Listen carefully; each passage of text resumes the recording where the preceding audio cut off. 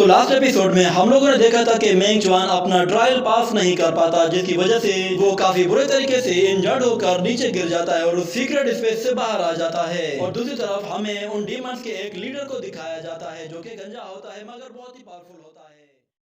Mister smiling ली भी उससे डरता है। हम लोग उस ब्लड पूल के अंदर युआन जी को देखते हैं जो कि बेहोशी की हालत में उस ब्लड पूल के अंदर होता है। और दूसरी तरफ हमें दिखाया जाता है मेंग च्वान को जो कि एक जगह बैठा हुआ कल्टीवेशन कर रहा होता है। इतने में अचानक उसे किसी के कदमों की आहट सुनाई देती है।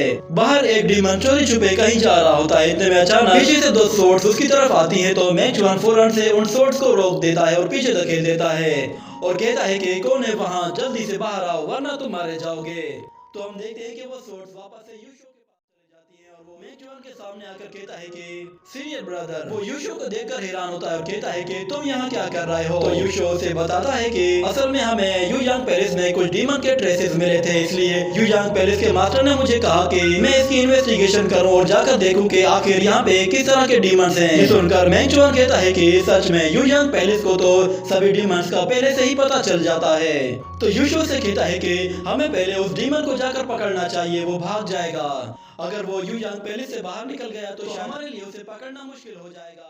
ये सुन मेंग च्वान फौरन से उस डीमन के पीछे चला जाता है और दूसरी तरफ हम देखते हैं कि वो डीमन एक गली से भागता हुआ काफी तेजी से युयांग पैलेस से बाहर जा रहा होता है, जिस पर मेंग च्वान उसके बिल्कुल पीछे होता है और वो कहता है कि ये तो उसी वॉल की तरफ जा रहा है। जिसके बाद हम देखते हैं कि वो उसी वॉल से कूदकर बाहर जाता है जहाँ पे मेंग च्वान ने वो स्केच बनाया था और मेंग च्वान उसके पीछे उस वॉल के ऊपर आकर खड़ा हो जाता है। तो यूशो भी वहीं पे आ पहुंचता है और कहता है कि सीनियर मेंग, हम लोग इससे आगे नहीं जा सकते। तो मेंग च्वान कहता है कि क्या वो लोग इस सिटी के बिल्कुल बाहर ही छुपे हुए हैं। तो यूशो कहता है कि मुझे कुछ नहीं मालूम मगर मैं इतना जानता हूँ कि आगे जाना खतरे से खाली नहीं होगा। हमारे लिए बेहतर ये है कि हम लोग वापस युयांग पैलेस जाएं और मास्टर को जाकर इसके बारे में इन्फॉर्म कर दें। पर मेंग च्वान कहता है कि नहीं, मैं सब कुछ अपने तरीके से ही हैंडल करूंगा। ये कहकर वो जंप लगाकर सीधा फॉरेस्ट के अंदर आ जाता है और यूशो भी उसके पीछे पीछे आ पहुंचता है और यूशो को यहाँ पे अच्छा मौका मिल जाता है कि वो मेंग च्वान को एक ही बार में मार सके। मगर अचानक मेंग च्वान पीछे पलट कर देखता है तो यूशो अपनी सूट छुपा देता है और कहता है कि मैं तो तुम्हारी मदद करने के लिए आया हूँ। ये कहने के बाद वो दोबारा उस डीमन का पीछा करते हैं और हमें बताया जाता है कि जब से वो मोंटे मारे दुनिया में अपीयर हुआ है तब से लेकर आज तक जितने भी लोग हैं उन्हें 2 हिस्सों में डिवाइड कर दिया गया है। एक लोग तो वो हैं जो कि सिटी के अंदर रहते हैं और दूसरे वो हैं जो कि सिटी से बाहर रहते हैं। सिटी के अंदर अगर कोई डीमन हमला करता है तो उससे ज्यादातर लोग महफूज रहते हैं, मगर वहीं पे आउटसाइड सिटी की बात की जाए तो वहाँ पे कोई भी सेफ नहीं होता। वो सब के सब डीमन से डर कर अपनी जिंदगी गुजारते हैं। जब मैं छोटा बच्चा था तब से लेकर आज तक ऐसा ही चलता आ रहा है। मुझे अब समझ में आ रहा है कि हमारा विलेज इतना ज्यादा पीसफुल क्यों था। वो सब कुछ असल में मेरी मदद की वजह से वही सब लोगों को प्रोटेक्ट करती थी। ये कहने के बाद वो लोग भागते भागते एक डिजर्ट वाले इलाके में आ पहुंचते हैं जहां वो देखते हैं कि सामने एक अबेंडन हाउस है और यूशो भी कहता है कि यही इनका ठिकाना है। जिस पर मेंग च्वान कहता है ठीक है तो फिर चलते हैं। वो लोग उस अबेंडन हाउस के अंदर चले जाते हैं। वहाँ पे काफी ज्यादा खामोशी और बिल्कुल सन्नाटा होता है और मेंग च्वान जैसे ही उस घर के अंदर जाता है तो वहाँ पे बहुत ज्यादा अंधेरा होता है और मेंग च्वान अंदर जाते ही अपनी सूट बाहर निकाल लेता है। मगर कुछ देर अंदर घूमने के बाद वो दोबारा दूसरी साइड से बाहर निकल आता है जहाँ पे एक बहुत बड़ा कोर्टयार्ड होता है।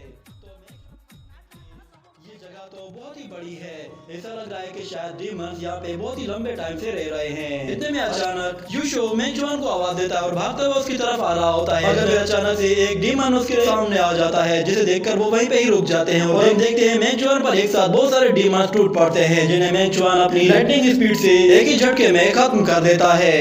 और वो फिर ऊपर की तरफ देखता है, ऊपर छत पर बहुत सारे डीमंस होते हैं जो कि उनका ही इंतजार कर रहे थे।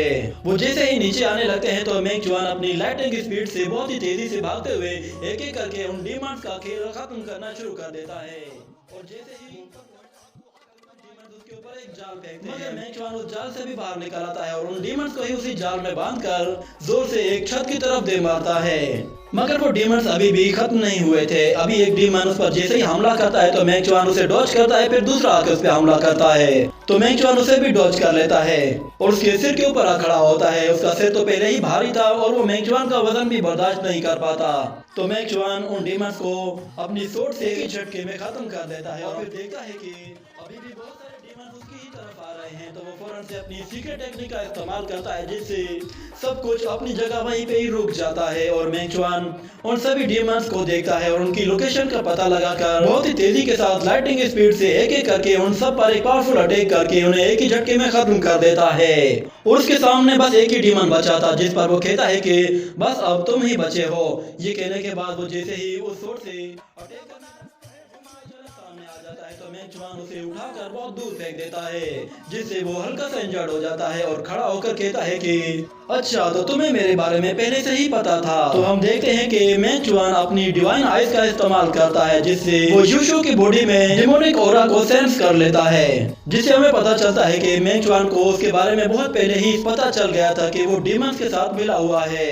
तो यूशु कहता है कि अगर तुम्हें मेरे बारे में बहुत पहले ही पता चल गया था तो तुमने पहले ही रोकने की कोशिश क्यों नहीं की? ये तुमने मास्टर को क्यों नहीं बताया? तुम मेरे साथ यहाँ पर आकर क्या मरना चाहते थे? तो मेंग चुआन कहता है कि अगर मैं तुम्हारे साथ यहाँ पे ना आता तो शायद मैं तुम सभी डीमंस को एक साथ एक जगह ना मार पाता, और तुम सभी डीमंस का शिकार करने के लिए मुझे अपने आप को चारा बनाने की जरूरत थी। सुनकर यूशु भी हैरान हो जाता है और वो कहता है कि अच्छा, तुमने मुझे सच में काफी अच्छा गिफ्ट दिया है, अब मेरी बारी है।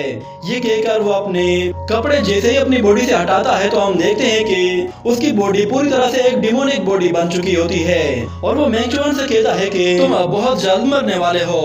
तो मेंग चुआन अपनी स्वॉर्ड बाहर निकालता है और कहता है कि तुम्हारे बारे में भी मेरा यही ख्याल है। ये कहने के साथ ही ये एपिसोड यहीं पे ही खत्म हो जाता है।